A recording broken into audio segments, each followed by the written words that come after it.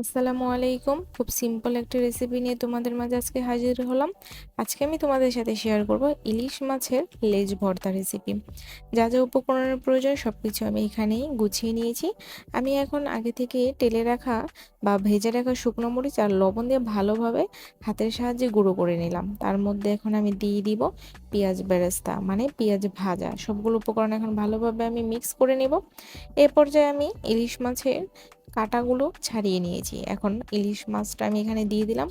তারপর আমি এখানে দিয়ে দিলাম ফ্লেভারের জন্য সজনে পাতা। তারপর আমি একটু সরিষার তেল দিয়ে ভালোভাবে সবগুলো উপকরণ মাখিয়ে আমি ঝটপট তৈরি করে ফেললাম মজাদার ইলিশ মাছের লেজ ভর্তা রেসিপি। আর সাথে ছিল পটল ইলিশের মজাদার একটি তরকারি। আজকের আমার এই খাবার এবং খাবার পরিবেশনটা কার কার কাছে ভালো লেগেছে, যদি ভালো লেগে থাকে অবশ্যই কমেন্ট বক্সে জানিয়ে যেও। নতুন একটি ভিডিও নিয়ে খুবই শীঘ্রই তোমাদের মাঝে হাজির হব। ততক্ষণ পর্যন্ত তোমরা ভালো থেকো, সুস্থ থেকো। আল্লাহ হাফেজ, আসসালামু আলাইকুম।